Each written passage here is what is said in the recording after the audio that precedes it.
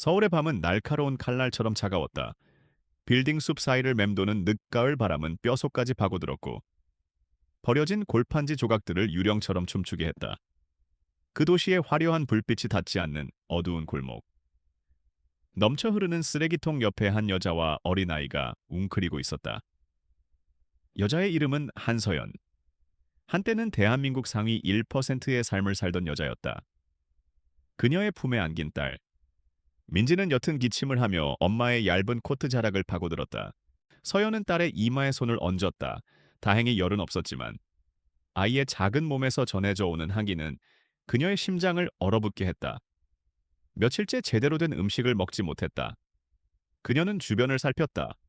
골목 끝에 위치한 고급 레스토랑 주방 뒤편. 조금 전 직원이 내놓은 검은 비닐봉투가 눈에 들어왔다.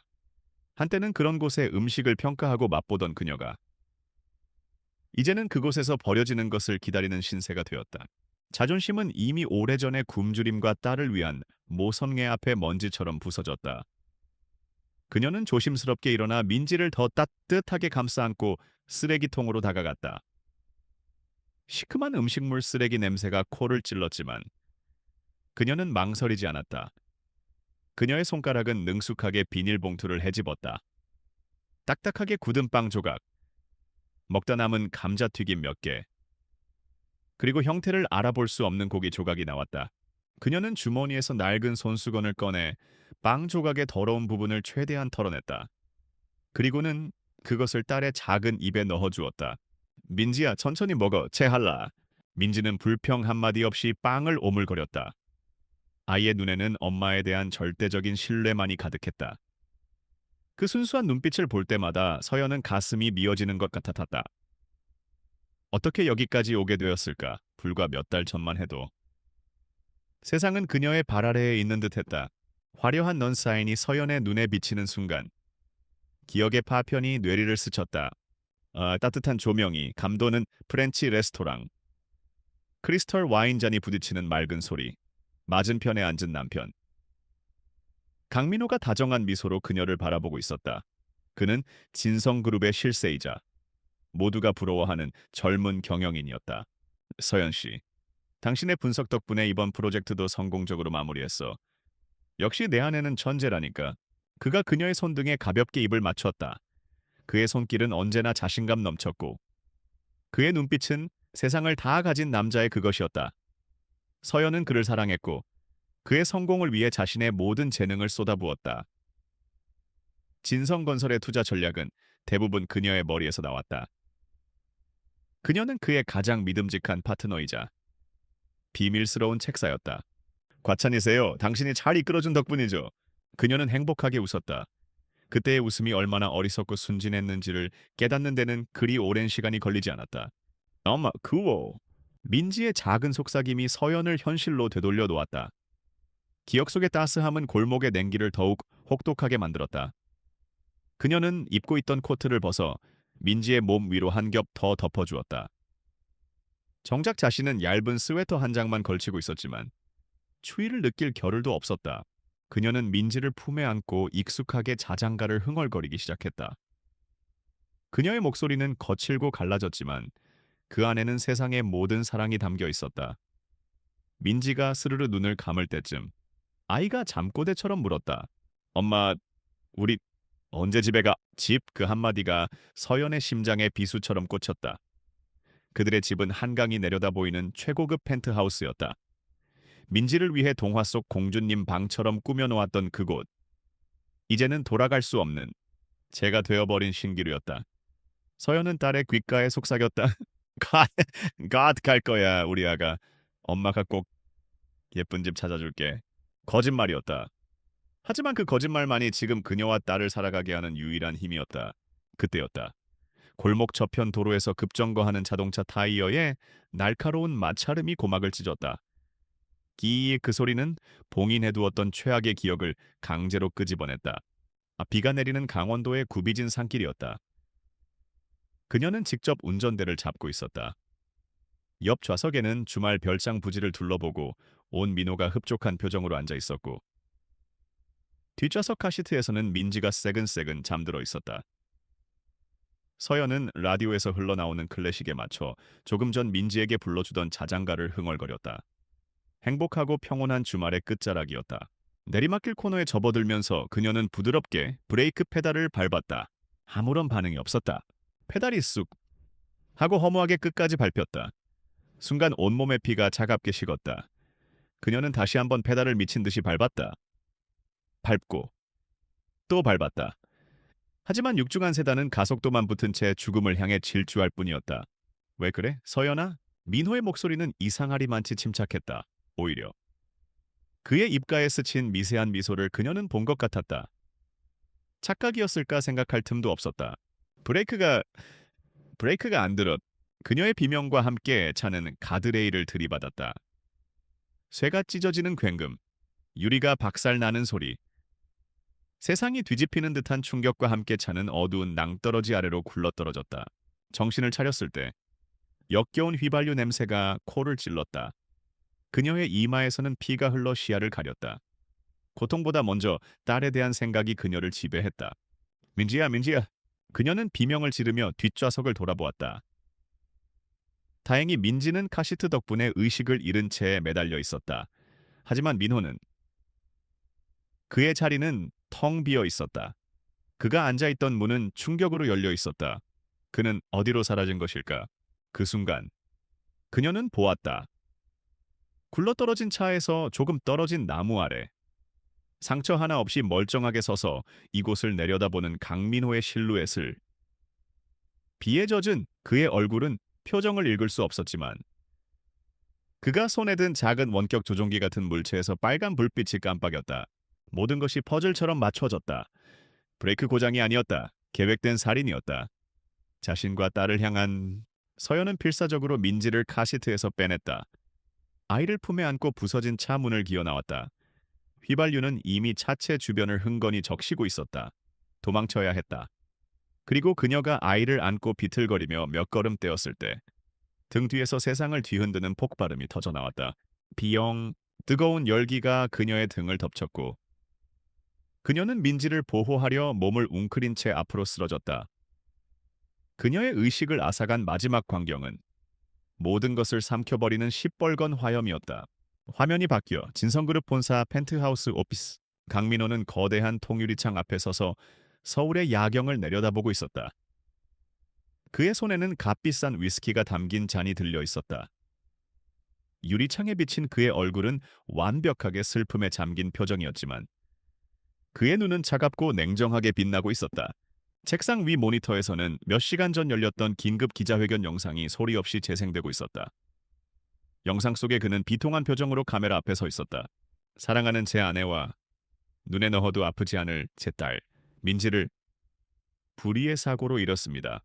그의 목소리는 적절하게 떨렸고 눈시울은 붉게 충혈되어 있었다. 그는 준비된 연기자처럼 슬픔을 연기했다. 그녀는 저에게 아내이자 최고의 파트너였습니다. 민지는 제 삶의 빛이었습니다. 이제 그 빛을 모두 잃은 저는 어떻게 살아가야 할지 모르겠습니다. 카메라 플래시가 쉴 새 없이 터졌고 기자들은 그의 슬픔을 한 글자도 놓치지 않으려는 듯 필사적으로 받아 적었다. 연설의 절정에서 그는 계산된 것처럼 정확한 타이밍에 눈물 한 방울을 흘려보냈다. 그 눈물은 다음날 모든 신문 한 면을 장식할 터였다. 그는 영상을 끄고 위스키를 한 모금 마셨다.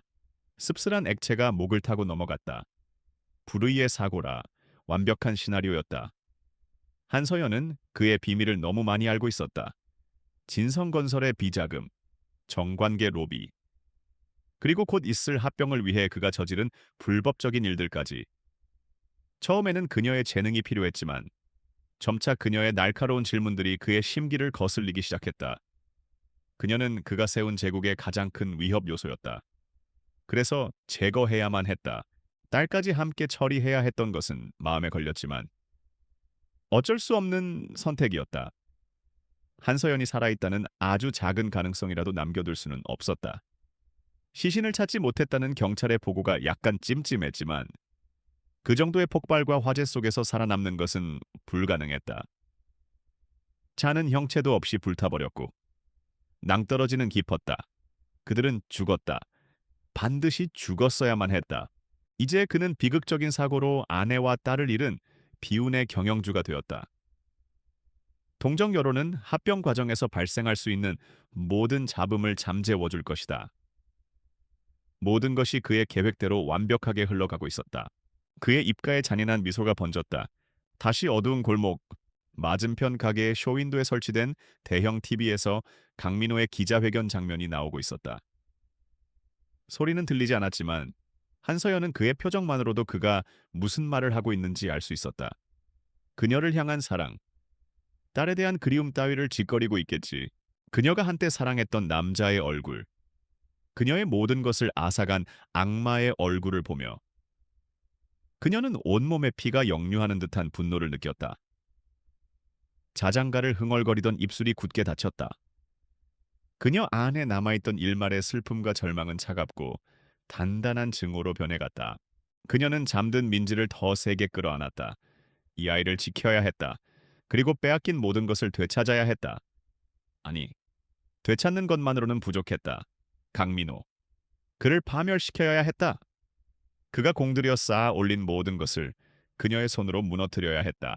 그녀는 TV 화면 속 남편의 위선적인 얼굴을 뚫어져라 노려보았다. 그녀의 눈빛은 더 이상 절망에 빠진 희생자의 것이 아니었다. 그것은 복수를 맹세하는 생존자의 눈빛이었다. 이제부터는 단지 살아남는 것이 목표가 아니었다. 이것은 전쟁의 시작이었다. 차가운 콘크리트 바닥에서 올라오는 한기는 살아있는 모든 것의 온기를 앗아가는 듯했다.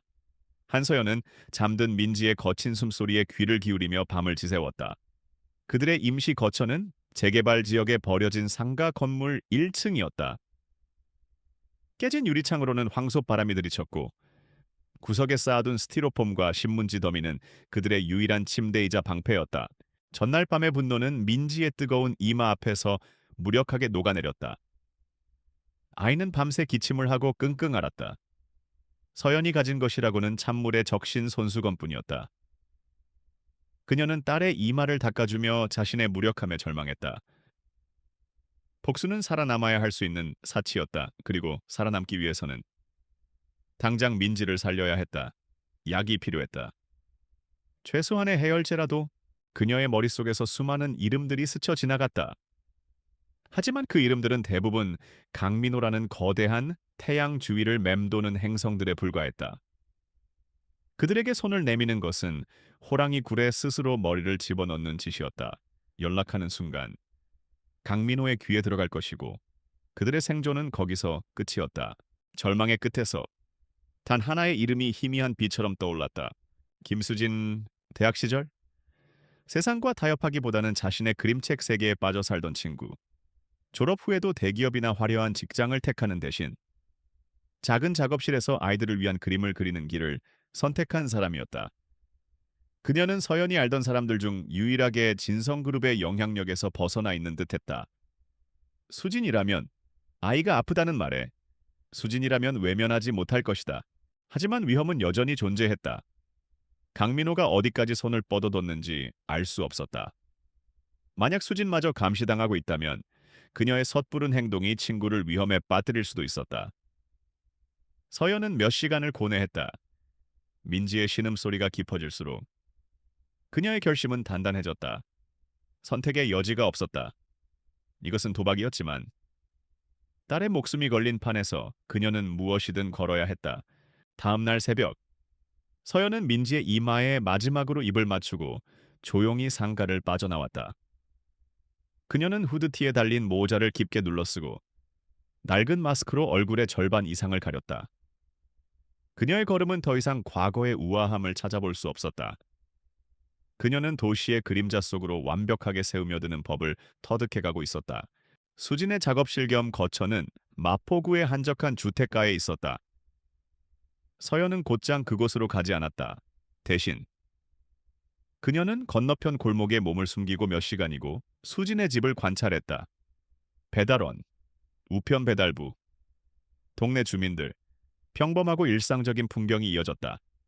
의심스러운 차량이나 인물은 보이지 않았다. 조금씩, 아주 조금씩 안도감이 들었다.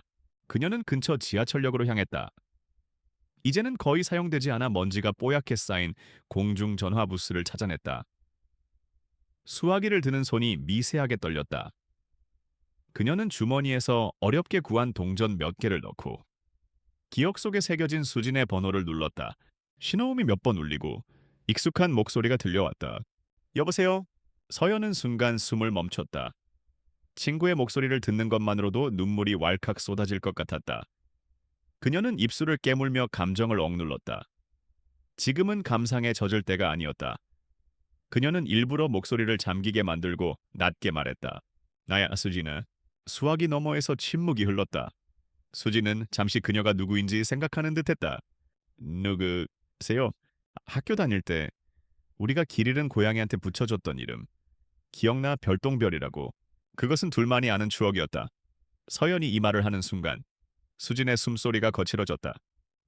서연아, 한서연, 너 살아있었어. 이게 어떻게 된 일이야, 세상에. 신문에서 보고 수진아, 미안해. 길게 통화 못해. 부탁이 있어. 서연은 친구의 말을 잘랐다. 그녀의 목소리는 절박했다. 아이가 민지가 많이 아파. 열이 너무 심해. 어린이용 해열제랑 항생제. 그리고 현금 조금만 부탁할게. 더는 없어. 네가 마지막 희망이야. 수지는 충격 속에서도 상황의 심각성을 즉시 파악했다. 알았어. 서연아. 어디야, 내가 지금 바로 갈게. 만나서 얘기해. 안 돼. 절대 안 돼. 만나면 안 돼. 서연은 단호하게 말했다. 오늘 오후 3시. 신촌역 2번 출구 쪽 물품 보관함.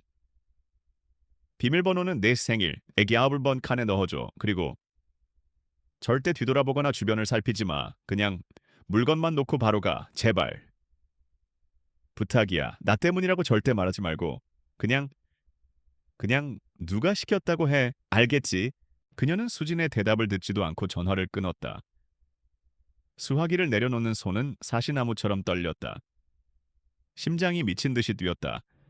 이제 주사위는 던져졌다. 약속 시간까지는 몇 시간이 남아 있었다. 서연은 초조하게 거리를 배회하다. 수진의 집이 보이는 언덕 위 작은 카페에 자리를 잡았다. 가장 싼 커피 한 잔을 시켜놓고 그녀는 창밖을 뚫어져라 응시했다. 제발, 제발 무사해야 해. 그녀는 속으로 수백 번 되뇌었다. 1시간쯤 지났을까?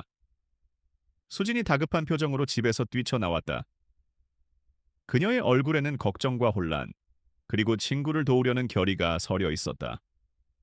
그녀는 곧장 약국으로 향했다. 서연의 심장이 희망으로 부풀어 올랐다. 그래, 역시 수진이야. 그녀는 나를 실망시키지 않을 거야. 이제 약을 사고 은행에 들렀다가 약속 장소로 가겠지. 계획은 순조로웠다. 수진이 약국에서 약봉지를 들고 나오는 순간이었다. 어디선가 나타났는지. 검은색 세단 한 대가 소리 없이 그녀의 옆에 멈춰섰다. 서연은 온몸이 얼어붙었다. 차에서 내린 것은 검은 정장을 입은 2명의 남자였다. 그들은 마치 그림자처럼 움직였다. 그들은 수진에게 손을 대지 않았다. 위협적인 말을 내뱉지도 않았다. 그저 조용히 그녀의 앞을 막아섰을 뿐이었다. 한 남자가 품에서 휴대폰을 꺼내 화면을 수진에게 보여주었다. 멀어서 화면의 내용은 보이지 않았지만 그것을 본 수진의 얼굴이 새하얗게 질렸다. 그녀의 손에서 약봉지가 힘없이 바닥으로 떨어졌다. 다른 남자가 허리를 숙여 약봉지를 주워들었다. 그는 정중하지만 차가운 미소를 지으며 수진에게 무언가 속삭였다. 그러자 수진은 모든 저항을 포기한 인형처럼 순순히 그들의 부축을 받으며 차 뒷좌석에 올라탔다. 모든 것은 불과 1분도 안 되는 짧은 시간 동안 일어났다. 검은 세단은 왔을 때처럼 소리 없이 미끄러져 사라졌다. 마치 아무 일도 없었다는 듯이 거리의 사람들은 아무도 그 광경에 주목하지 않았다. 그것은 너무나 일상적이고 조용한 폭력이었다. 서연은 자리에서 굳어버렸다. 손에 들고 있던 커피잔이 바닥으로 떨어져 산산조각이 났다. 카페 종업원이 놀라서 달려왔지만 그녀의 귀에는 아무 소리도 들리지 않았다. 그들이 기다리고 있었다. 그녀의 전화를 기다리고 있었던 것이다. 어쩌면 수지는 이미 오래전부터 감시당하고 있었을지도 모른다. 강민호의 소나귀는 그녀의 상상을 초월할 정도로 길고 강력했다. 그는 그녀가 의지할 만한 마지막 동아줄까지 예측하고 덫을 놓아둔 것이다. 서연은 비틀거리며 카페를 나섰다. 희망이 사라진 자리를 지독한 공포와 절망이 채웠다. 그녀는 친구를 위험에 빠뜨렸다. 자신 때문에 수진의 인생이 어떻게 될지 알 수 없었다. 그들이 수진의 가족 사진이라도 보여준 것일까? 그래서 수진이 저항 한번 못하고 따라간 것일까? 죄책감이 그녀의 목을 졸랐다. 그녀는 유령처럼 거리를 헤매다 간신히 민지가 있는 상가 건물로 돌아왔다. 여전히 민지는 열에 들떠 얕은 숨을 내쉬고 있었다. 서연은 딸의 곁에 무너져 내렸다. 눈물조차 나오지 않았다. 소리 내어 우는 것조차 사치였다. 그녀는 이제야 깨달았다. 한서연으로 존재하는 한. 그녀는 자신뿐만 아니라 주변의 모든 사람을 위험에 빠뜨리는 독이었다. 강민호는 그녀가 돌아올 모든 길을 차단하고 그녀가 기댈 모든 기둥을 무너뜨렸다. 그가 원하는 것은 그녀의 완벽한 소멸이었다. 사회적으로, 법적으로, 그리고 물리적으로 그녀는 열에 들뜬 민지를 가슴에 끌어안았다. 아이의 작은 심장 박동이 그녀의 절망 속으로 희미하게 전해져 왔다. 그녀는 이 아이를 지켜야 했다. 그러기 위해서는 한서연은 오늘부로 완벽하게 죽어야 했다. 이름도, 과거도, 관계도 모두 버려야 했다. 그녀는 더 이상 도망자가 아니었다. 존재 자체가 지워져야 하는 유령이었다. 차가운 콘크리트 바닥 위에서 그녀는 자신의 존재를 소멸시키기로 맹세했다. 그리고 그 잿더미 위에서 오직 딸을 지키고 괴물에게 복수하기 위한 새로운 존재로 다시 태어나기로 결심했다. 그 길의 끝이 어디일지는 알 수 없었지만 더 이상 물러설 곳도 돌아갈 곳도 없었다. 절망은 늪과 같아서 발버둥 칠수록 더 깊이 빠져들게 했다. 김수진에게 연락했던 대가는 혹독했다. 서연은 친구를 위험에 빠뜨렸다는 죄책감과 함께 강민호의 감시망이 얼마나 촘촘한지를 뼈저리게 실감했다. 이제 그녀가 기댈 곳은 세상 어디에도 없었다. 문제는 민지의 상태가 점점 악화되고 있다는 것이었다. 열은 잠시 내리는 듯 하다가도 밤이 되면 어김없이 다시 치솟았다. 아이의 기침 소리는 서연의 심장을 갈기갈기 찢는 것 같았다. 약국에 갈 수도, 병원에 갈 수도 없었다. 그들의 존재가 드러나는 순간 모든 것이 끝이었다. 어떻게든 아이를 살려야 했다. 서연은 며칠 동안 노숙자들 사이에서 떠도는 소문을 귀담아 들었다. 재개발 구역 가장 구석진 곳. 반자촌에 용한 노인 한 명이 있다는 이야기였다. 의사는 아니지만 웬만한 병은 신기하게 잘 고친다는 뜬소문이었다. 지푸라기라도 잡는 심정으로 서연은 그 소문을 믿어보기로 했다. 그녀는 의식이 거의 없는 민지를 등에 단단히 업었다. 아이의 뜨거운 숨결이 그녀의 목덜미에 닿았다. 서연은 이를 악물고 판자촌을 향해 걸음을 옮겼다. 서울의 화려한 마천루가 저 멀리 신기루처럼 보이는 곳. 도시의 온갖 폐자재들로 얼기설기 지어진 집들이 미로처럼 얽혀 있는 곳이었다. 법과 행정의 손길이 미치지 않는 버려진 사람들의 섬이었다. 음습한 골목을 한참 헤맨 끝에 그녀는 낡은 함석판에 박탐정사무소라고 희미하게 쓰인 문패를 발견했다. 탐정사무소 소문과는 달랐지만 달리 갈 곳도 없었다. 그녀는 망설이다 녹슨 철문을 두드렸다. 누구요? 문 안쪽에서 무뚝뚝하고 신경질적인 목소리가 들려왔다. 저 아이가 너무 아파서 혹시 의사 선생님이 계시다고 들어서 의사 없어 잘못 찾아왔소. 썩 꺼져. 문은 열리지 않았다. 서연은 포기할 수 없었다. 그녀는 다시 한번 문을 두드렸다. 제발요 아이가. 아이가 죽어가요. 뭐라도 좋으니 제발 한 번만 봐주세요. 그녀의 목소리에는 울음이 섞여 있었다. 한참 동안 침묵이 흐른 뒤 문이 삐걱거리며 겨우 사람 하나 드나들 정도로만 열렸다. 문틈으로 나타난 것은 덥수룩한 흰머리와 까칠한 수염, 세상 모든 것에 염증을 느끼는 듯한 눈빛을 가진 노인이었다. 그는 서연의 남루한 행색과 그녀 등에 엎인 민지를 위아래로 훑어보았다. 여긴 병원이 아니라고 했을 텐데. 알아요.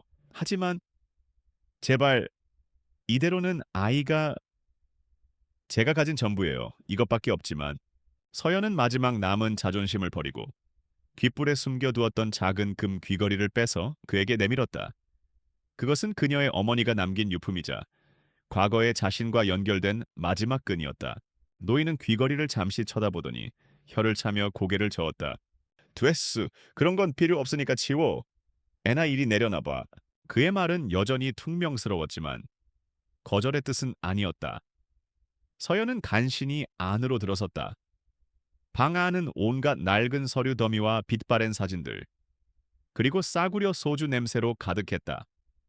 한쪽 벽에는 정의는 반드시 승리한다는 낡은 액자가 빗둘게 걸려 있었다. 이곳이 박탐정 사무소이자 그의 집인 듯했다. 노인의 이름은 박진철이었다. 한때는 서울지방경찰청 강력계에서 이름을 날리던 전설적인 형사였지만 거대 기업의 비리를 파헤치다 모든 것을 잃고 이곳으로 흘러들어온 신세였다.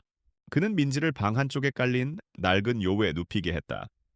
그리고는 익숙한 솜씨로 아이의 천을 재고 청진기를 들어 가슴 소리를 들었다.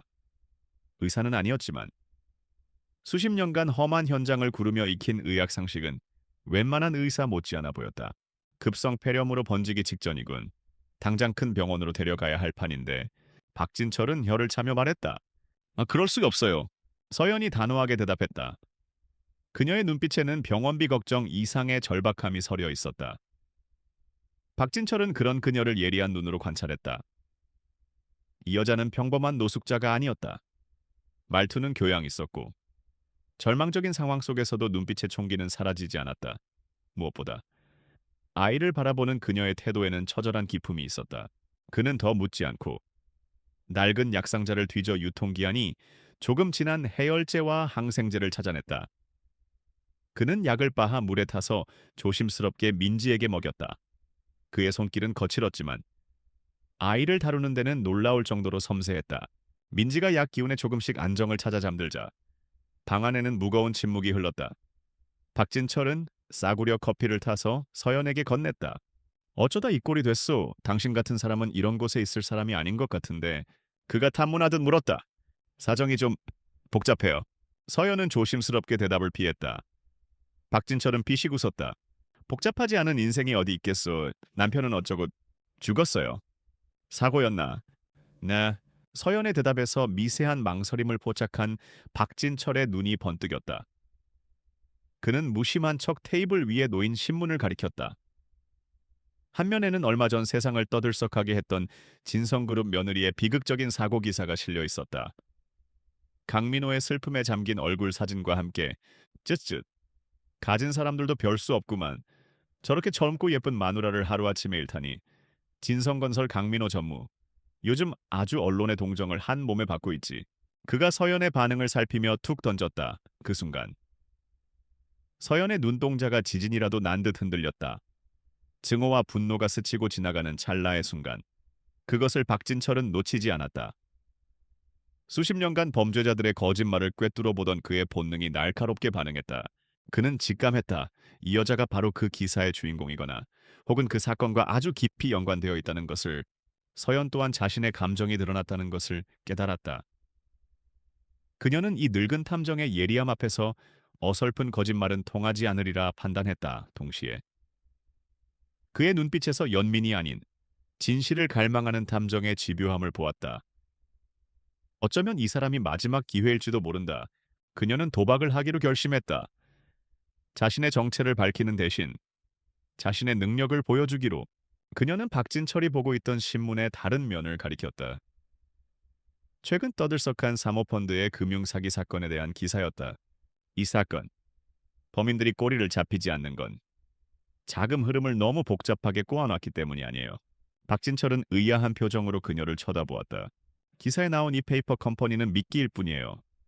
진짜 자금 세탁은 저기 기사 구석에 언급된 비상장 건설 자재 회사를 통해 이루어지고 있을 겁니다. 재고 자산을 부풀리는 방식으로 분식 회계를 하고 그 차액을 해외 법인으로 빼돌리는 거죠. 아마 파나마나 케이맨 제도에 있는 유령 회사일 거고요. 검찰이 엉뚱한 것만 파고 있으니 절대 잡을 수 없어요. 그녀는 막힘없이 마치 자신의 손바닥을 들여다보듯 사건의 핵심을 꿰뚫었다. 그녀의 분석은 너무나도 날카롭고 논리 정연했다. 박진철은 입을 벌린 채 그녀를 바라보았다. 동네 판자촌의 늙은 탐정 앞에서 대한민국 최대의 금융사기 사건을 강의하는 노숙자라니 믿을 수 없는 광경이었다. 당신 대체 정체가 뭐요? 박진철의 목소리에는 이제 경계심 대신 경외감이 섞여 있었다. 서연은 그의 질문에 직접 답하는 대신 그의 눈을 똑바로 쳐다보며 말했다. 저는 모든 것을 잃고 아이를 지켜야만 하는 엄마예요. 그녀는 잠시 말을 멈췄다가 벽에 걸린 낡은 액자를 바라보며 말을 이었다. 그리고 당신은 정의를 믿었지만 세상의 힘 앞에 패배한 탐정이죠. 우리는 둘 다 세상에서 버려졌어요. 어쩌면 우리가 서로 도울 수 있을지도 모르겠네요. 그 말은 더 이상 도움을 구걸하는 약자의 언어가 아니었다. 그것은 동등한 입장에서의 제안이었다. 당신의 경험과 나의 두뇌, 우리가 힘을 합친다면 무언가 해볼 수 있지 않겠느냐는 선언이었다. 박진철은 한참 동안 말이 없었다. 그는 잠든 민지의 평온한 얼굴과 모든 것을 잃었지만 눈빛만은 죽지 않은 여자를 번갈아 보았다. 수십 년간 잠들어 있던 그의 심장이 다시 뛰기 시작했다. 진실을 향한 갈망, 거대한 악에 맞서 싸우고 싶었던 젊은 날의 열정이 희미하게 되살아나는 것을 느꼈다.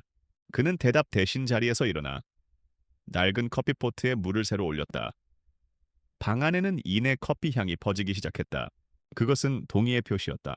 세상에서 가장 어두운 곳, 버려진 판자촌의 작은 방 안에서 아무도 예상치 못한 가장 위험한 동맹이 그렇게 조용히 맺어지고 있었다. 박진철의 탐정사무소에서의 생활은 기묘한 안정감을 찾아갔다.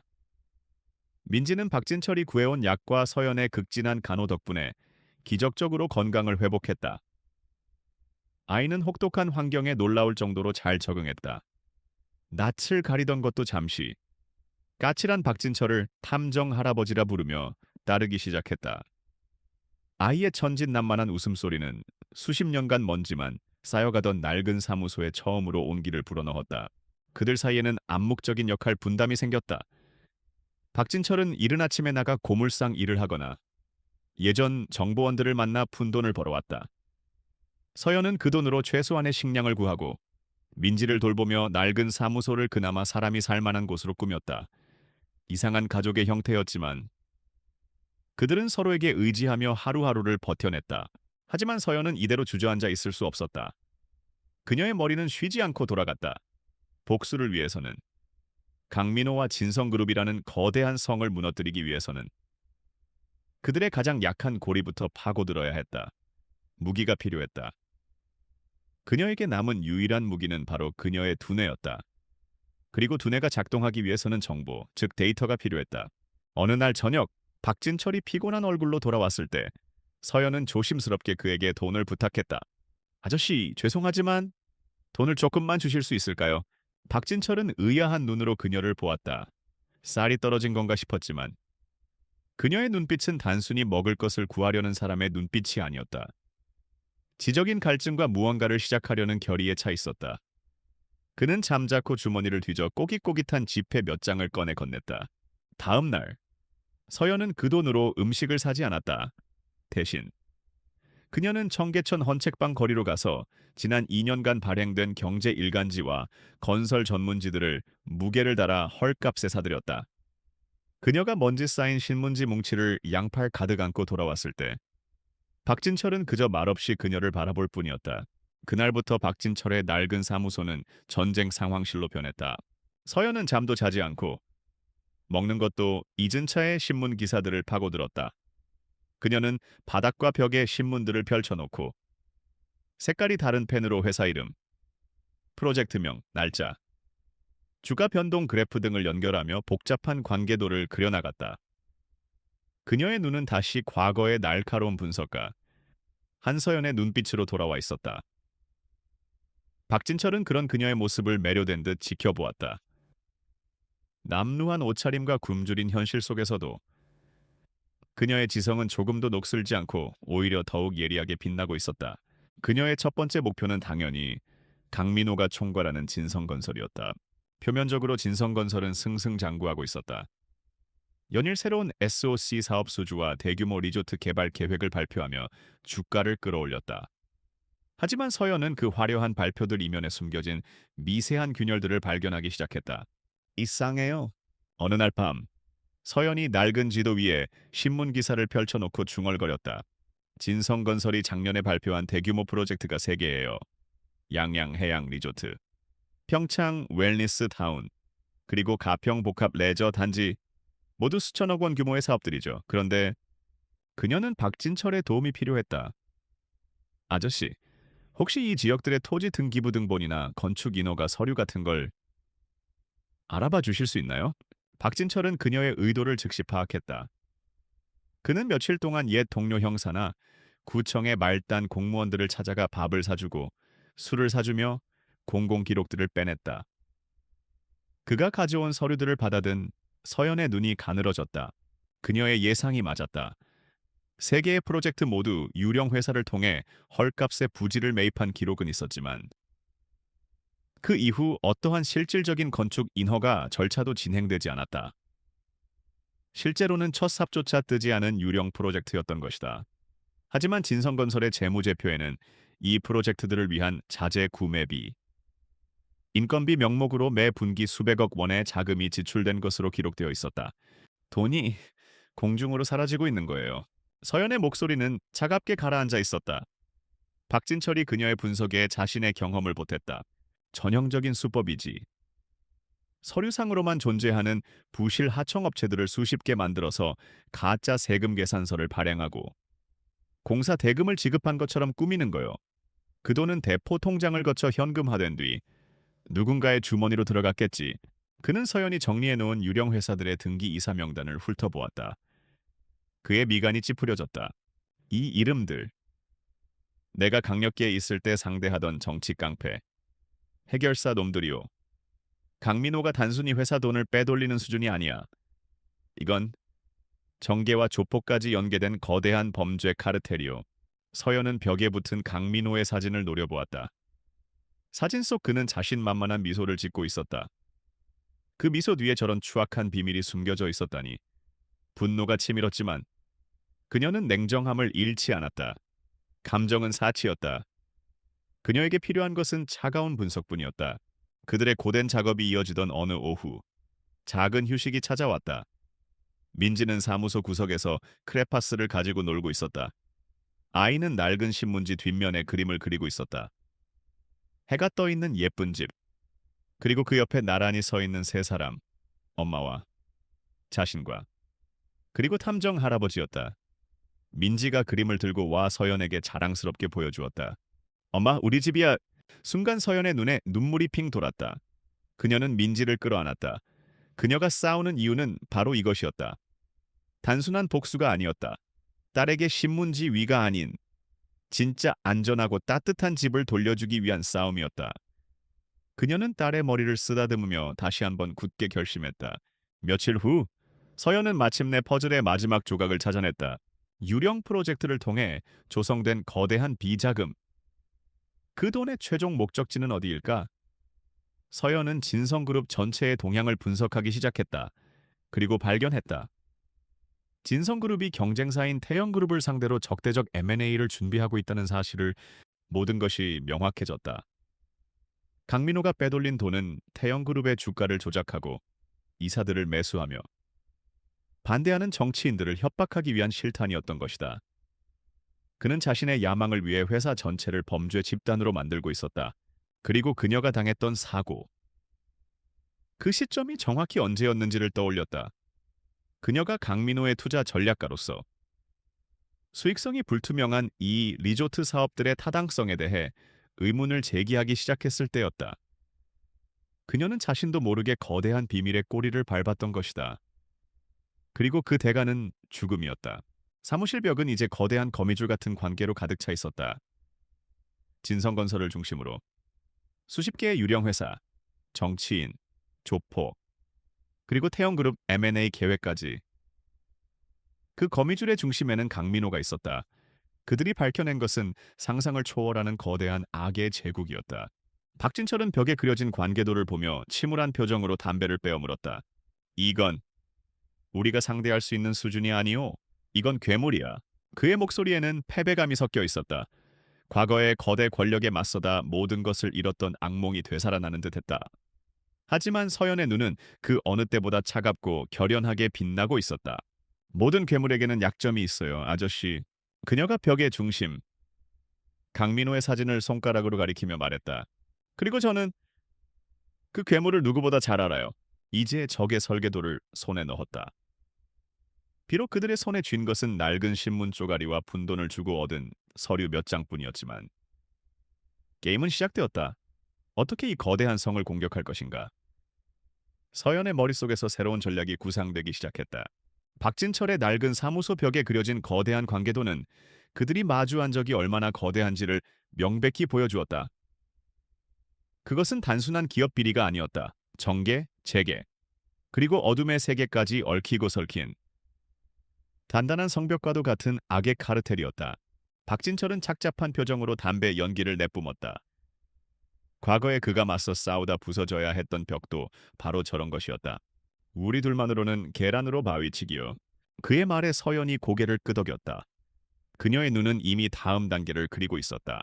알아요. 그래서 우리에겐 군대가 필요해요. 군대라니? 강민호와 진성그룹에 의해 모든 것을 잃은 사람들. 우리처럼 세상에서 잊혀지고 복수심에 불타는 유령들. 그들을 모아야 해요. 박진철은 회의적이었다. 사람을 모으면 위험이 커지고 배신의 가능성도 높아진다. 그는 더 이상 사람을 믿지 않았다. 하지만 서연의 생각은 달랐다. 계산된 위험은 감수해야 해요. 혼자서는 성벽의 흠집조차 낼 수 없어요. 우리에겐 각 분야의 전문가가 필요해요. 성벽의 가장 약한 부분을 찾아내고 정밀하게 타격할 수 있는 팀이. 그녀의 목소리에는 흔들림 없는 확신이 담겨 있었다. 박진철은 그녀의 눈에서 지휘관의 모습을 보았다. 그는 마지못해 고개를 끄덕였다. 그의 머릿속에.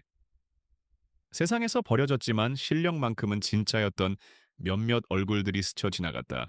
그들의 첫 번째 목표는 즈스라는 아이디를 쓰는 천재 해커 안민준이었다. 안민준은 한때 진성그룹의 보안 자회사에서 최연소 팀장으로 주목받던 인재였다. 하지만 그는 시스템 내부에서 경영진이 의도적으로 만들어 놓은 비자금 조성용 백도어를 발견한 뒤 내부 고발을 준비하다 역으로 회사 기밀 유출이라는 누명을 쓰고 쫓겨났다. 업계에서 완전히 매장당한 그는 어두운 오피스텔에 틀어박혀 세상과 담을 쌓고 살고 있었다. 박진철이 수소문 끝에 찾아간 그의 방은 온갖 모니터와 서버, 그리고 어지러운 케이블들로 발 디딜 틈이 없었다. 컵라면 냄새와 냉소가 방 안가득했다. 누구시여? 안민주는 모니터에서 눈을 떼지도 않은 채 물었다. 진성그룹에 복수할 기회를 주러 왔소. 박진철의 말에 안민주는 코웃음을 쳤다. 그런 장난은 진작에 접었소, 늙은이. 세상은 바뀌지 않아. 힘 있는 놈들이 언제나 이기는 게임이지. 박진철은 그와 입씨름하는 대신 서연이 미리 알려준 대로 행동했다. 그는 낡은 노트북을 꺼내 익명의 보안 채팅 프로그램을 실행했다. 화면에 서연의 메시지가 나타났다. 당신 실력 아직 녹슬지 않았는지 궁금하군요. 이건 선물입니다. 메시지와 함께 작은 암호화된 데이터 파일 하나가 전송되었다. 그것은 서연이 발견한 진성건설의 회계 장부 조작 데이터의 극히 일부였다.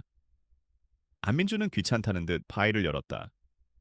하지만 그의 손가락이 키보드 위에서 움직이기 시작하면서 그의 눈빛이 달라졌다. 그것은 단순한 데이터가 아니었다. 정교하게 설계된 다중 암호화 시스템으로 겹겹이 보호받는 요새였다. 그의 승부욕이 발동했다. 몇 시간 동안 그는 식사도 잊은 채 코드에 매달렸다. 그리고 마침내 마지막 방화벽을 뚫었을 때 그의 눈앞에 나타난 것은 그가 과거에 발견했던 바로 그 백도어의 흔적이었다. 자신이 쫓겨난 이유가 바로 이 거대한 비자금 조성 계획의 일부였다는 것을 깨닫는 순간 그의 온몸에 소름이 돋았다. 어떻소 아직 게임을 할 의향이 생겼나? 다시 서연의 메시지가 도착했다. 안민주는 떨리는 손으로 타자를 쳤다. 당신들 누구야? 우리는 당신과 같은 유령들. 이제 함께 사냥을 시작할 시간이야. 안민주는 대답 대신 자신의 해킹 프로그램을 실행시켰다. 그의 손놀림은 복수를 갈망하는 연주자의 연주처럼 빠르고 정확했다. 그는 기꺼이 그들의 디지털 유령이 되기로 했다. 두 번째로 찾아간 사람은 전직 기자 이화영이었다. 이화영은 불의를 보면 참지 못하는 열혈 기자였다. 그녀는 진성건설과 지역 정치인 간의 유착 관계를 끈질기게 파헤쳐 특종 기사를 터뜨리기 직전이었다. 하지만 기사는 발행 전날 밤 신문사 상층부의 압력으로 흔적도 없이 사라졌다. 항의하던 그녀는 결국 해고당했고 언론계에서 평판이 추락했다. 박진철은 포장마차에서 혼자 술을 마시고 있는 그녀를 찾아냈다. 그녀의 눈은 패배감과 분노로 흐려져 있었다. 진성에서 보냈나 이젠 하다하다 늙은이까지 보내서 날 감시하는군. 이화영은 경계심 가득한 눈으로 그를 쏘아보았다. 박진철은 말없이 작은 USB 하나를 그녀의 술잔 옆에 놓았다. 열어보고 판단하시오. 우린 당신의 적이 아니오. 이화영은 반신반의하며 포장마차를 나와 근처 PC방으로 향했다. USB 안에는 단 하나의 파일이 들어있었다. 서연이 분석해낸 진성건설의 유령 프로젝트 자금 흐름도, 그리고 그 돈이 이화영이 쫓던 부패한 정치인에게 흘러들어간 정확한 날짜와 액수가 적힌 가짜 계산서 사본이었다. 그녀가 그토록 찾아 헤맸지만 끝내 잡지 못했던 결정적인 증거, 스모킹 건이었다. 이화영에 잠자고 있던 기자로서의 본능이 활화산처럼 타올랐다. 이것은 단순한 특종이 아니었다. 자신의 명예를 회복하고 거대한 악의 실체를 세상에 알릴 일생일대의 기회였다. 그녀는 즉시 박진철에게 전화를 걸었다. 어떻게 하면 되죠? 그녀의 목소리는 더 이상 패배자의 것이 아니었다. 그녀는 기꺼이 그들의 입이 되어 결정적인 순간에 세상을 뒤흔들 기사를 터뜨릴 준비를 하기로 했다. 마지막 조각은 현장을 아는 사람이었다. 박진철은 진성건설의 전직 현장 소장 김철우를 기억해냈다. 그는 부실 자재로 인한 비계 붕괴 사고로 한쪽 다리를 심하게 다쳤지만 회사로부터 제대로 된 보상은커녕 문제 제기를 했다는 이유로 쫓겨난 사람이었다. 그는 회사를 상대로 힘겨운 소송을 벌였지만 거대 로펌 앞에 무릎을 꿇어야 했다. 서연과 박진철은 허름한 변두리 연립주택에 사는 그를 찾아갔다. 김철우는 처음에는 그들을 경계했다. 진성이라는 말만 나와도 치를 떠는 그였다. 서연은 거창한 정의나 복수를 이야기하지 않았다. 대신 그녀는 그가 겪었던 사고 기록과 진성건설의 자재 납품, 비리 데이터를 보여주었다. 사장님 다리를 앗아간 그 부실 절근들. 그 돈을 아껴서 강민호는 비자금을 만들었어요. 사장님뿐만이 아니에요. 수많은 동료분들이 위험 속에서 일하고 정당한 대가를 받지 못했어요. 이건 그들 모두를 위한 싸움이에요.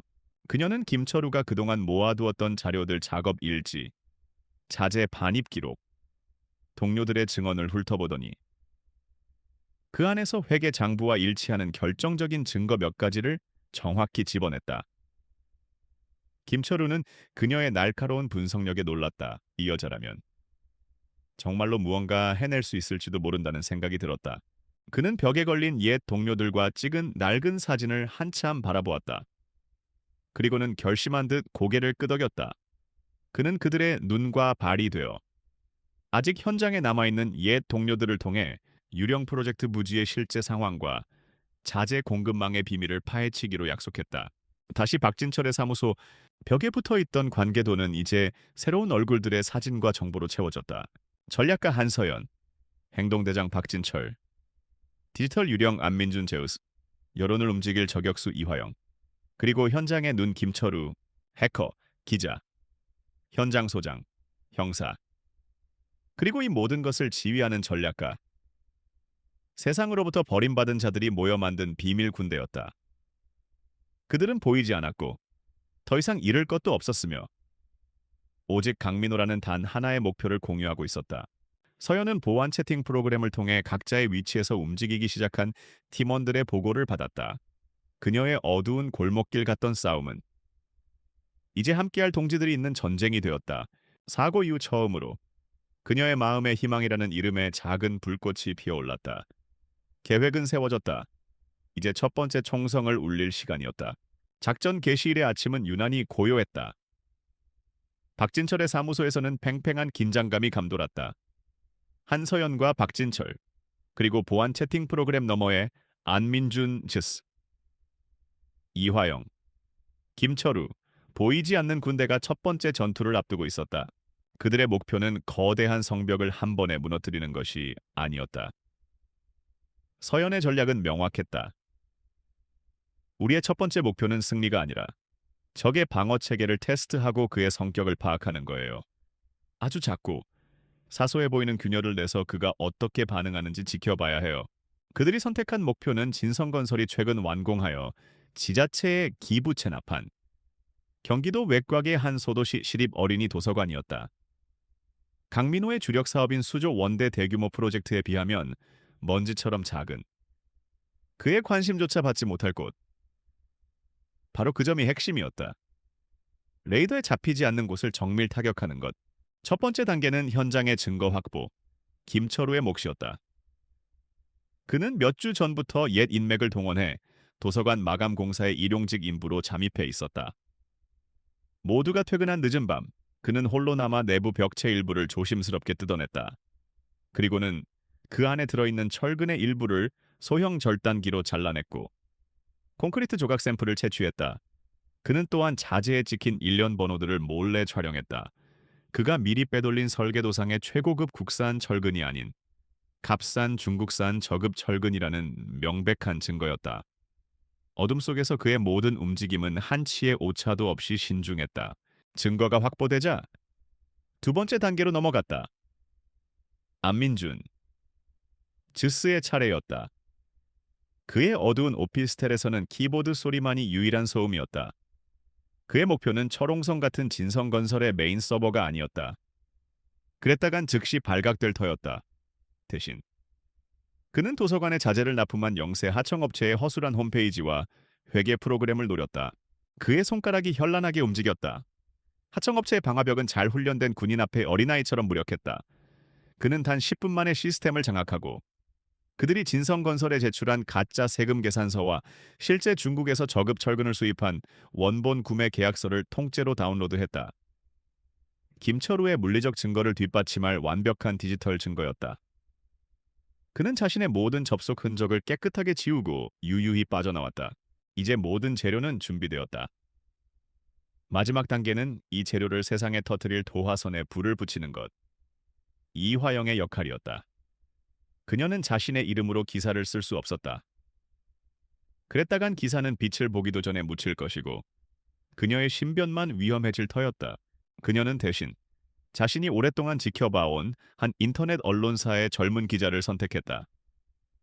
열정은 넘치지만 아직 특종이 없어 인정받지 못하는 성공의 굶주린 2년차 기자. 이화영은 김철우의 사진, 안민준이 확보한 서류, 그리고 사건의 개요를 간결하게 정리한 익명의 제보 문서를 하나의 파일로 묶었다. 그리고는 여러 개의 가상 서버를 경유하는 복잡한 경로를 통해 그 기자의 이메일로 파일을 전송했다. 발신자는 추적 불가능한 유령이었다. 작전이 진행되는 동안 박진철의 사무소는 폭풍의 눈처럼 고요했다. 서연은 민지에게 동화책을 읽어주고 있었다. 아이의 맑은 목소리가 방 안에 울려 퍼졌다. 박진철은 묵묵히 낡은 라디오를 수리하고 있었다. 이 평범한 풍경은 그들이 무엇을 위해 싸우고 있는지를 상기시켜 주었다. 이것은 단지 복수극이 아니었다. 빼앗긴 평범한 일상을 되찾기 위한 처절한 전쟁이었다. 그리고 마침내 폭탄이 터졌다. 다음 날 오후 이화영이 점 찍어둔 인터넷 언론사 홈페이지에 단독 기사가 올라왔다. 신축 어린이 도서관, 부실 시공 의혹. 진성건설, 저급 철근 사용했나.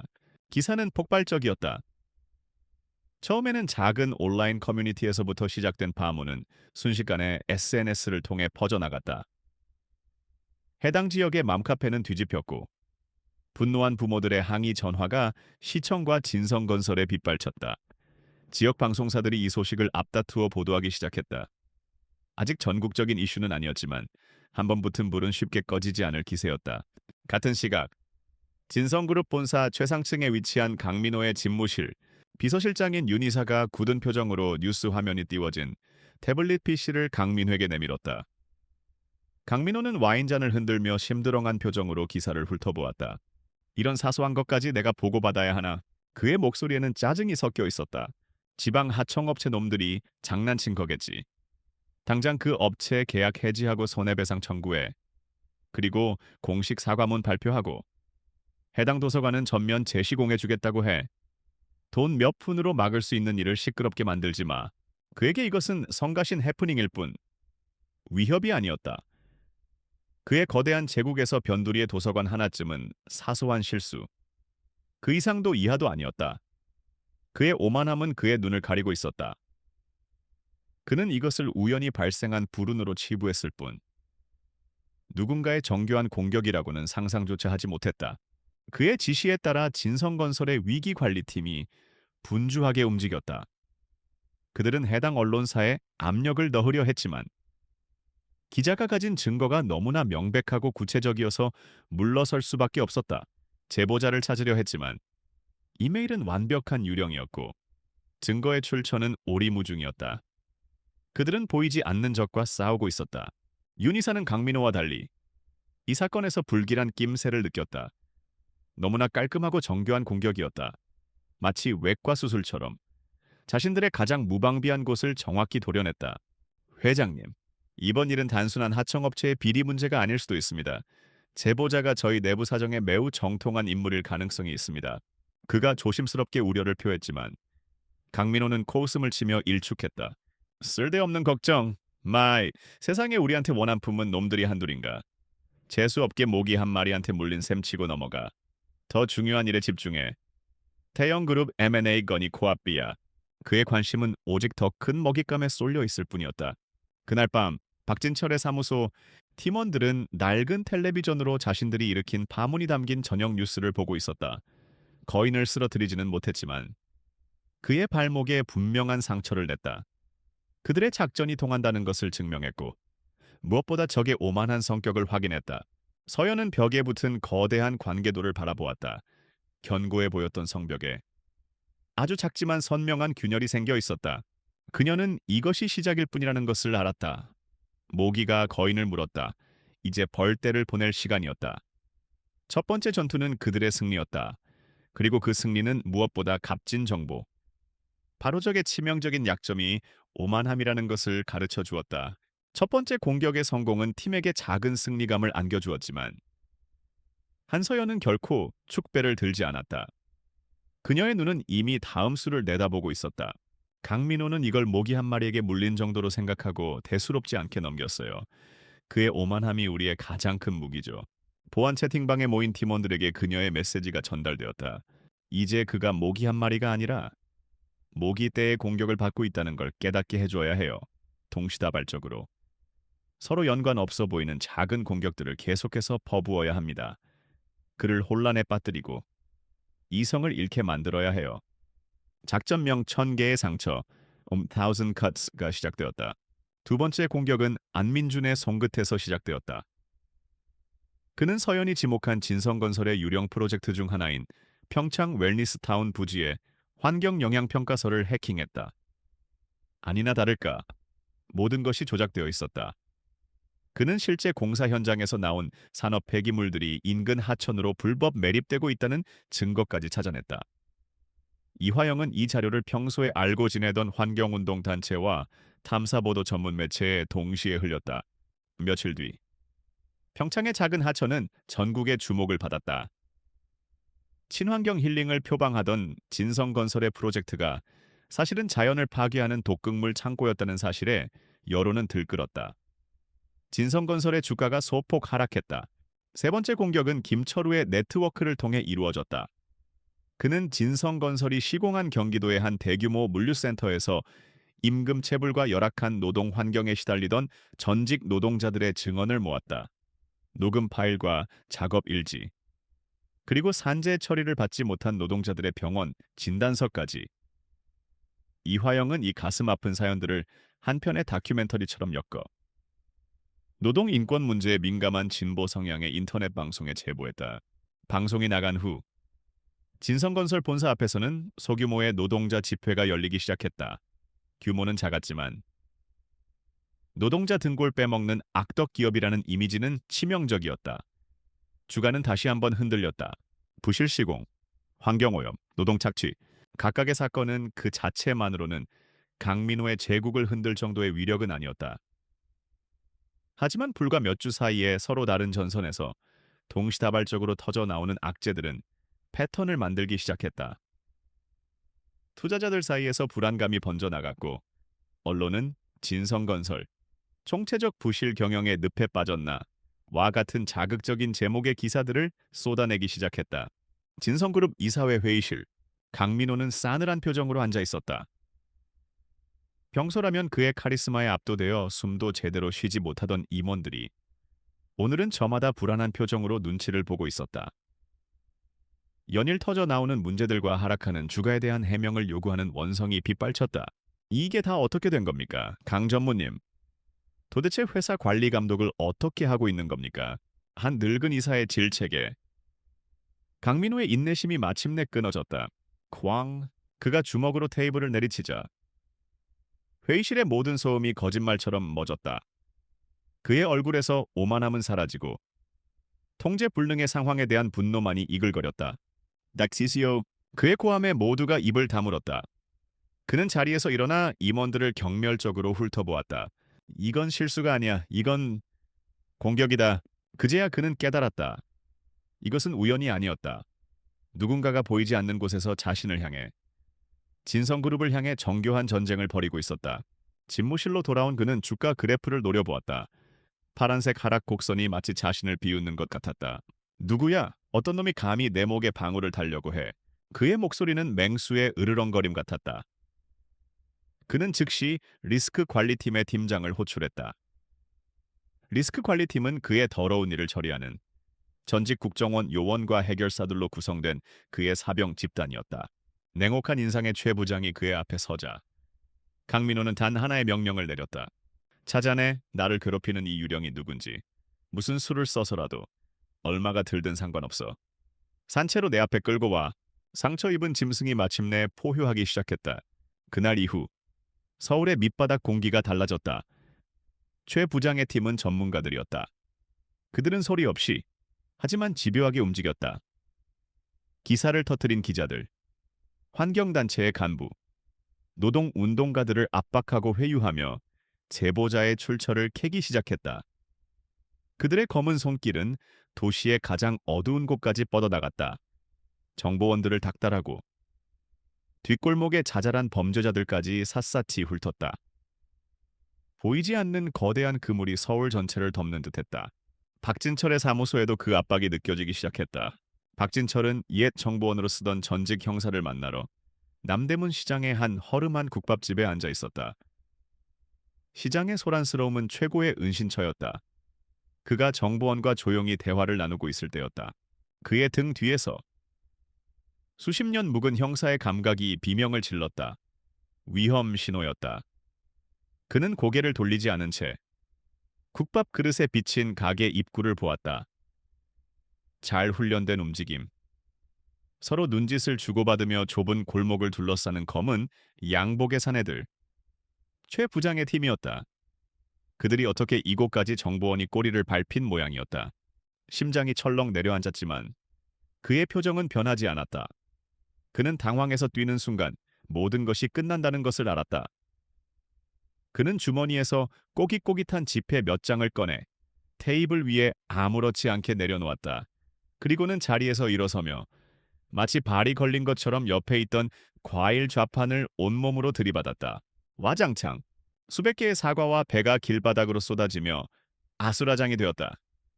욕설과 비명이 터져 나왔고 사람들의 시선이 모두 그곳으로 쏠렸다. 그 혼란의 틈을 타 박진철은 모자를 깊게 눌러쓴 채 인파 속으로 유령처럼 스며들었다.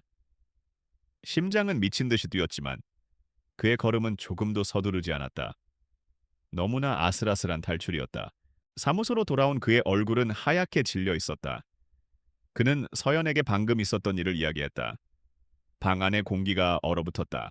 게임의 판도가 바뀌었다. 그들은 더 이상 사냥꾼만이 아니었다. 이제 그들 역시 전문가들에게 쫓기는 사냥감이 되었다. 이 거대한 도시는 더 이상 안전한 은신처가 아니었다. 언제 어디서 적의 칼날이 날아들지 모르는 함정으로 변해버렸다. 서연은 잠든 민지의 얼굴을 내려다보았다. 아이의 평온한 숨소리가 그녀의 심장을 아프게 찔렀다. 지금까지의 냉철한 전략 구상은 이제 딸의 안전과 동료들의 목숨을 위협하는 생생한 공포로 변했다. 상처 입은 짐승이 미친 듯이 발톱을 휘두르기 시작했다.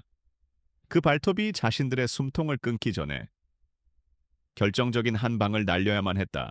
박진철의 아슬아슬한 탈출 이후 사무소의 공기는 납처럼 무거웠다. 그들은 사냥꾼인 동시에 쫓기는 사냥감이었다. 시간은 그들의 편이 아니었다. 강민호의 수사망은 전문가들에 의해 시시각각 좁혀오고 있었다. 이대로 가다가는 모두가 공멸할 터였다. 그날 밤 서연은 잠든 민지의 곁에서 뜬 눈으로 밤을 지새웠다. 그녀의 머릿속에서는 수만 개의 경우의 수가 충돌하고 있었다. 이제 장기술은 통하지 않아요. 다음 날 아침, 그녀는 결심한 듯 말했다. 채팅창 너머의 팀원들이 그녀의 말에 집중했다. 지금까지의 공격은 그의 피부에 상처를 내는 수준이었어요. 이제는 괴물의 심장을 꿰뚫을 단 한 방, 결정적인 한 방이 필요해요. 그녀는 벽에 붙은 관계도의 중심으로 걸어갔다. 강민호의 사진, 그리고 그가 목숨을 걸고 추진하는 태영그룹 M&A 계획. 강민호의 가장 큰 약점은 오만함이지만 그 오만함의 근원은 끝없는 탐욕이에요. 특히 태영그룹을 손에 넣으려는 저 집착. 우리는 바로 그 탐욕을 미끼로 쓸 겁니다. 완벽한 함정을 파서. 그가 제 발로 걸어 들어오게 만들어야 해요. 서연의 계획은 대담하고 위험했다. 그것은 골든 드래곤 캐피탈이라는 유령 투자 회사를 만드는 것에서부터 시작되었다. 작전의 세부 계획이 세워지고 팀원들은 일사불란하게 움직였다. 각자의 능력이 완벽한 협주처럼 어우러졌다. 먼저 안민준 주스, 이 그의 천재성을 발휘했다. 그는 홍콩에 기반을 둔 골든 드래곤 캐피탈이라는 가상의 회사를 창조했다. 전문가 수준의 회사 홈페이지를 만들고 금융인들의 소셜 네트워크에 가짜 임직원 프로필을 심었다. 심지어 국제 금융 데이터베이스를 해킹해 기 회사가 마치 실존하는 것처럼 짧은 연역까지 만들어 넣었다. 세상 어디에도 없지만 세상 어디에나 있는 것처럼 보이는 유령이었다. 다음은 이화영이었다. 그녀는 자신의 기자 시절 경험을 살려 태영그룹의 한 고위 임원이 내부 비리를 폭로하며 회사를 배신하려 한다는 내용의 내부 고발 문건을 작성했다. 실제 기업 문서를 방불케 하는 정교한 용어와 내부자만이 알 수 있는 듯한 정보들을 교묘하게 섞어 누구라도 진짜라고 믿을 수밖에 없는 미끼를 만들었다. 이 문건의 핵심은 배신한 임원이 자신이 확보한 태영그룹의 지분을 골든 드래곤 캐피탈을 통해 비밀리에 싼 값에 매각하려 한다는 것이었다. 마지막으로 박진철이 움직였다. 그는 자신의 옛 정보원들을 통해 강민호의 측근 중 가장 야심은 넘치지만 머리는 조금 모자란 젊은 임원에게 이 내부 고발 문건이 흘러 들어가도록 만들었다. 강민호에게 잘 보여 한몫 챙기려는 그 임원은 분명 이 엄청난 정보를 덥석 물 것이 분명했다. 계획은 완벽해 보였다. 하지만 치명적인 구멍이 하나 있었다. 강민호는 의심이 많은 놈이야. 채팅창에 박진철의 메시지가 올라왔다. 수천억 원이 오가는 거래를 서류만 보고 진행할 리가 없어. 분명 골든 드래곤 캐피탈의 책임자와 직접 만나서 최종 담판을 지으려 할 거요. 그의 말에 모두가 침묵했다. 그 만남의 자리에 나가는 사람은 사자굴에 제 발로 들어가는 것과 같았다. 최 부장과 그의 팀에게 붙잡혀 잔혹한 고문을 당할 것이 뻔했다. 그들은 미끼를 던지는 동시에 그 미끼를 문 상대를 안심시킬 희생양이 필요했다. 무거운 침묵 속에서 김철우가 먼저 입을 열었다. 나같이 늙고 병든 몸뚱어리, 더 이상 잃을 것도 없소. 내가 가겠소. 아닙니다. 위험한 상황에 대처하는 능력은 제가 더 나을 겁니다. 제가 가겠습니다. 이화영도 나섰다. 하지만 모두가 알고 있었다. 이 역할을 수행할 수 있는 최적임자는 단 한 사람뿐이라는 것을. 바로 박진철이었다. 수십 년 경력의 베테랑 형사다운 배짱과 노련함. 그는 어떤 상황에서도 평정심을 잃지 않고 노회한 협상가 역할을 해낼 수 있었다. 무엇보다 그는 잔혹한 신문과 고문을 버텨내며 팀에게 결정적인 시간을 벌어줄 수 있는 유일한 인물이었다. 서연은 차마 그 말을 꺼낼 수 없었다. 자신 때문에 이 늙은 탐정을 사지로 내몰 수는 없었다. 하지만 박진철은 이미 모든 것을 꿰뚫어 보고 있었다. 그날 밤 박진철은 잠든 민지의 머리를 조용히 쓰다듬어 주었다. 그리고는 사무소 옥상으로 올라가 담배를 피우고 있는 서연에게 다가갔다. 이건 내 마지막 사건이 될 거요? 그가 먼저 입을 열었다. 그의 목소리는 놀라울 정도로 평온했다. 평생을 후회 속에 살았소, 과거에. 거대한 힘 앞에서 무릎 꿇었던 그날 이후로 단 하루도 편히 잠든 날이 없었지. 이건 그때 끝내지 못했던 싸움을 마무리할 기회야. 그는 서연을 바라보았다. 그러니 그런 표정 짓지 마시오. 이건 내가 선택한 거요. 그는 잠든 민지를 생각하며 덧붙였다. 대신 약속 하나만 해주시오. 무슨 일이 있어도 저 아이에게는 좋은 세상을 물려주겠다고. 서연은 눈물을 참으며 고개를 끄덕였다. 그것은 단순한 동맹을 넘어선 세대를 잇는 비장한 약속이었다. 작전은 개시되었다. 예상대로 내부 고발 문건을 손에 넣은 젊은 임원은 흥분해서 강민호에게 달려갔다. 태영 그룹을 단번에 집어삼킬 수 있는 절호의 기회. 강민호의 탐욕은 마침내 그의 의심을 집어삼켰다. 그는 즉시 골든 드래곤 캐피탈의 책임자와의 만남을 지시했다. 약속 장소는 시내의 한 고급 호텔 스위트룸이었다. 박진철은 중고 양복점에서 산 말쑥한 정장 차림으로 거울 앞에 섰다. 그는 더 이상 판자촌의 늙은 탐정이 아니었다. 수천억을 주무르는 홍콩의 투자 전문가 그 자체였다. 그의 서류 가방 안에는 초소형 추적 장치와 단 한 번만 사용할 수 있는 비상통신 장치가 들어있었다. 그는 자신이 돌아오지 못할 길을 떠난다는 것을 알고 있었다. 그가 스위트룸의 문을 열었을 때 그를 맞이한 것은 강민호가 아닌 냉혹한 표정의 최 부장과 그의 부하들이었다. 처음부터 함정이었다. 강민호는 마지막까지 의심의 끈을 놓지 않았던 것이다. 하지만 박진철의 얼굴에는 놀라는 기색이 없었다. 그는 오히려 당당하게 소리쳤다. 강민호 전무는 어디 있소? 이따위 무례한 환영이라니. 거래를 할 생각이 있는 거요? 없는 거요? 그가 연기를 하며 시간을 버는 사이 최 부장의 부하들이 그의 양팔을 거칠게 붙잡았다. 그 순간 박진철은 품 안에 숨겨둔 비상통신 장치의 버튼을 짧게 눌렀다. 작전 개시를 알리는 지요 신호였다. 도시 반대편 어두운 오피스텔에서 안민준의 모니터에 짧은 신호가 떴다. 동시에 자신의 사무실에서 승리를 확신한 강민호는 케이맨 제도의 페이퍼 컴퍼니 계좌에서 골든 드래곤 캐피탈의 홍콩 계좌로 수천억 원에 달하는 비자금 아이체를 최종 승인했다. 화면이 교차되었다. 한쪽에서는 최 부장의 부하들에게 무자비하게 끌려가면서도 조금도 굴하지 않는 표정의 박진철이 있었다. 그의 눈은 마지막까지 무언가를 해냈다는 조용한 자부심으로 빛나고 있었다. 다른 한쪽에서는 안민준이 국제자금 이체의 진행률 표시줄을 숨죽이며 지켜보고 있었다. Transfer complete ice one rio. 마침내 안민준의 모니터에 그 문구가 떴다. 그들은 마침내 괴물의 심장을 찌를 칼을 손에 넣었다. 강민호가 자신의 범죄를 스스로 인정한 빼도 박도 못할 증거였다. 하지만 그 대가는 너무나도 컸다. 박진철이 적의 손에 넘어갔다. 이제 더 이상 물러설 곳은 없었다. 마지막 결전의 시간만이 남아 있었다. 박진철이 사라진 후 그의 낡은 사무소에는 정막만이 감돌았다. 안민준의 모니터에 찍힌 이체 완료라는 글자는 승리의 증표였지만 동시에 희생의 대가이기도 했다. 그들에게 남은 시간은 많지 않았다. 강민호의 팀이 박진철을 꺾고 함정의 실체를 알아차리는 순간 모든 것이 수포로 돌아갈 터였다.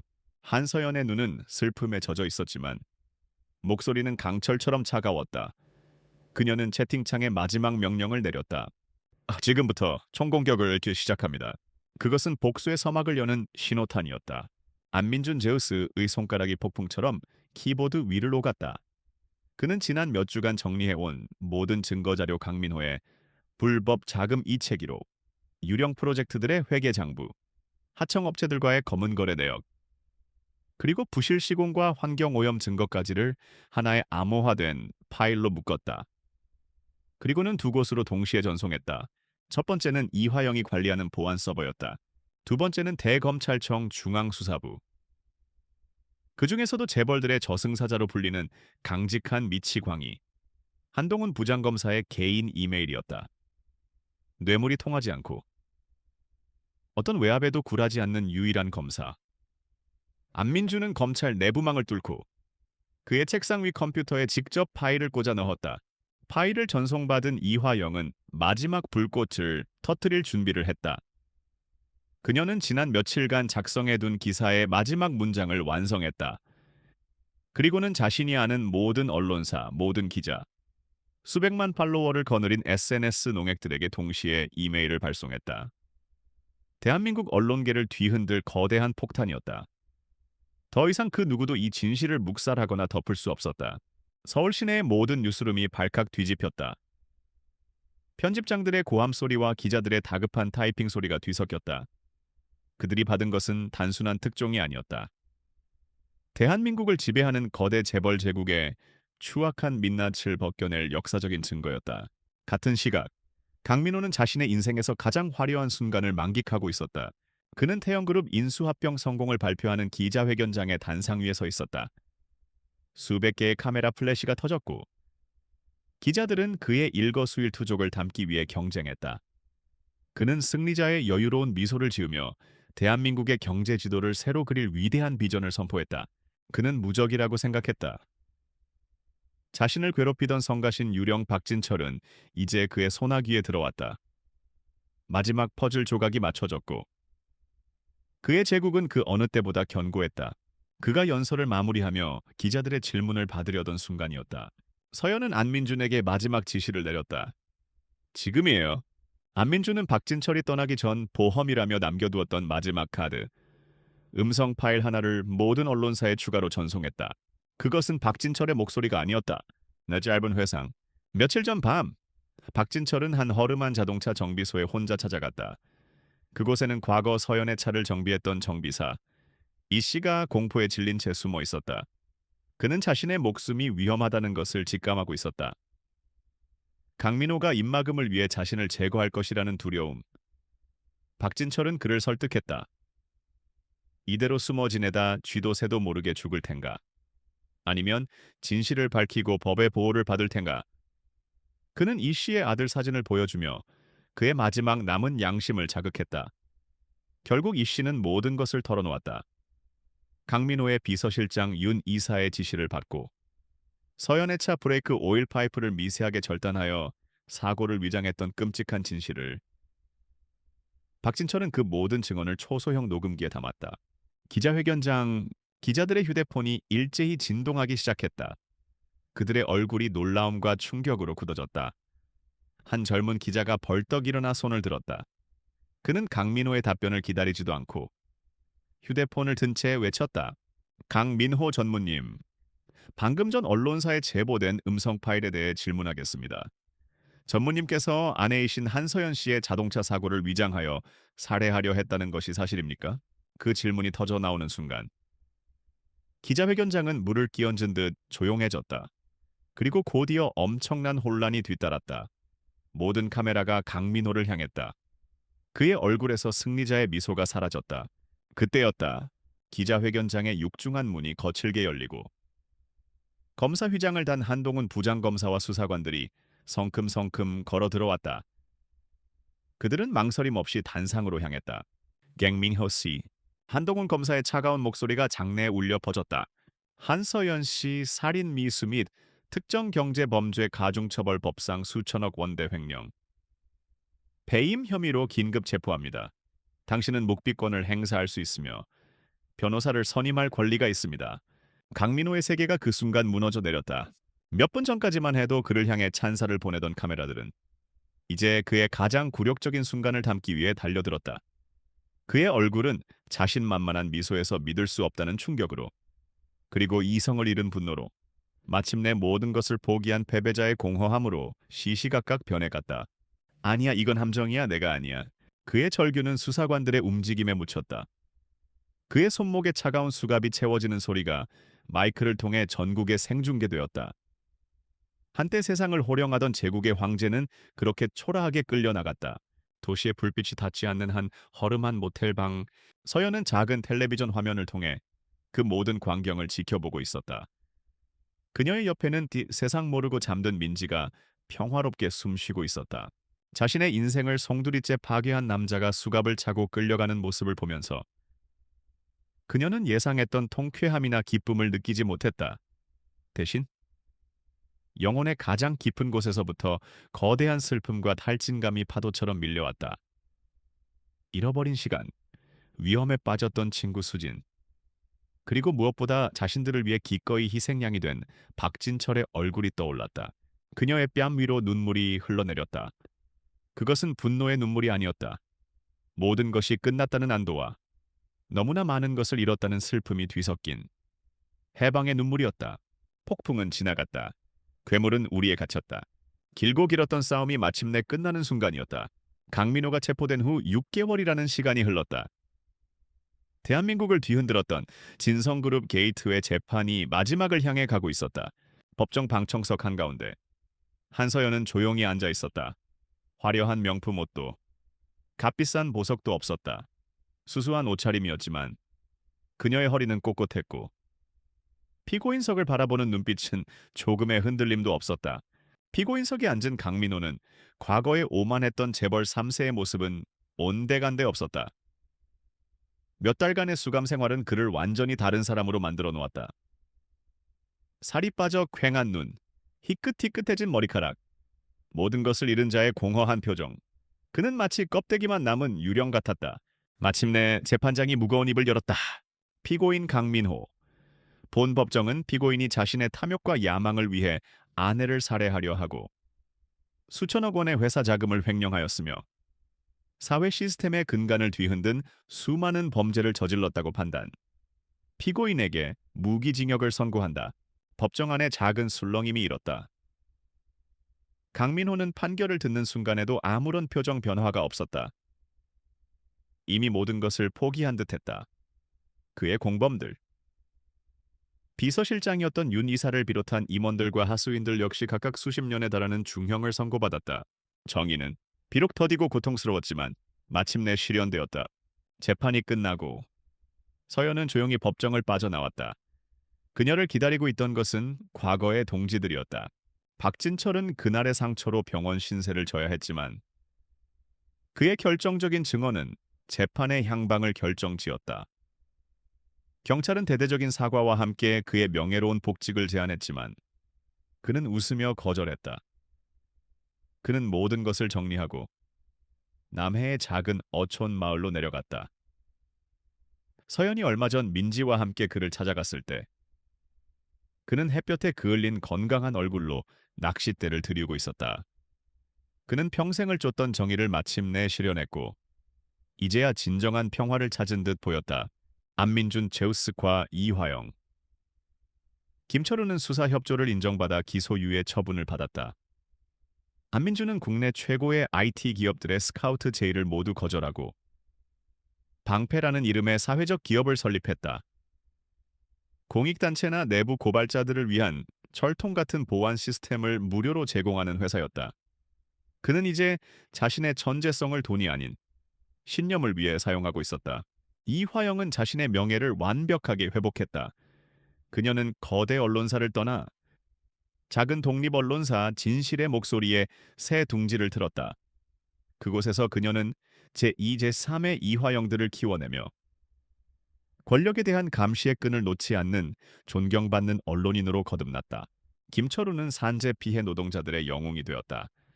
그는 서연의 지원을 받아 함께 사는 세상 노동조합을 설립하고 노동자들의 권익 보호와 산업 현장의 안전 문제 개선을 위해 발로 뛰는 투사가 되었다. 그들은 각자의 자리에서 과거의 상처를 더 나은 세상을 만드는 동력으로 승화시키고 있었다. 서연의 삶에도 새로운 장이 열렸다. 법원은 진성그룹에 동결된 자산 중 막대한 금액을 위자료 및 손해배상금으로 그녀에게 지급하라고 판결했다. 그녀는 다시 부자가 되었지만 이제 그 돈의 의미는 완전히 달라져 있었다. 그녀는 한강이 보이는 펜트하우스 대신 햇볕이 잘 드는 마당이 있는 소박한 2층 집을 샀다. 그녀는 그곳에서 잃어버렸던 평범한 일상을 하나씩 되찾아갔다. 자신의 주방에서 민지를 위해 따뜻한 저녁을 짓고 아이를 동네의 작은 초등학교에 입학시키는 지극히 평범한 행복. 어느 날 오후 그녀는 동사무소를 찾아갔다. 그리고는 담담한 표정으로 사망신고 말소 신청 서류를 작성했다. 법적으로 죽었던 한서연이 세상에 다시 태어나는 순간이었다. 서류에 자신의 이름을 다시 쓰는 그녀의 손끝은 미세하게 떨렸지만 그 어느 때보다 단단했다. 그녀는 자신을 위해 싸워준 동지들과 세상의 수많은 또 다른 피해자들을 잊지 않았다. 그녀는 자신의 배상금 대부분을 쏟아부어 공익재단을 설립했다. 재단의 이름은 빛누리였다. 빛으로 가득한 세상이라는 뜻이었다. 빛누리 재단은 거대 권력에 의해 짓밟힌 사회적 약자들에게 법률 지원과 생계비를 지원하고 내부 고발자들이 안전하게 진실을 말할 수 있도록 돕는 방패가 되어 주었다. 박진철, 안민준, 이화영. 김철우는 재단의 첫 번째 자문위원이 되었다. 괴물이 남긴 더러운 돈은 또 다른 괴물들과 싸우는 가장 깨끗한 무기로 다시 태어났다. 모든 것이 제자리를 찾은 1년 뒤, 어느 화창한 봄날 아침, 서연은 이제 8살이 된 민지의 손을 잡고 한강 시민공원을 산책하고 있었다. 지난 시간의 상처가 완전히 사라진 것은 아니었다. 그녀와 아이의 마음속에는 지워지지 않는 흉터가 남아 있었다. 하지만 그 흉터는 더 이상 고통이 아니었다. 그것은 그들이 얼마나 강하게 살아남았는지를 증명하는 훈장이었다. 민지는 골목길에 배고픈 아이가 아니었다. 밝게 웃으며 나비를 쫓아 뛰어다니는 사랑스러운 아이였다. 서연은 강물 위로 부서지는 아침 햇살을 바라보았다. 한때는 결코 돌아갈 수 없는 세상과의 경계선처럼 느껴졌던 한강은 이제 새로운 미래로 나아가는 길처럼 보였다. 그녀는 더 이상 어둠 속에 숨은 유령이 아니었다. 그녀는 생존자였고 엄마였으며 이제는 다른 이들을 지키는 사람이었다. 그녀는 자신의 이름뿐만 아니라 자신의 인생을 되찾았다. 그리고 잿더미 위에서 과거보다 훨씬 더 단단하고 의미 있는 새로운 삶을 스스로의 힘으로 지어 올렸다. 엄마, 저기 봐 무지개야. 민지의 손가락이 가리키는 곳에 강물 위로 아름다운 무지개가 떠 있었다. 서연은 딸을 끌어안고 함께 무지개를 바라보았다. 길고 길었던 폭풍우가 마침내 그치고 그들 앞에 펼쳐진 것은 눈부시게 빛나는 희망이었다.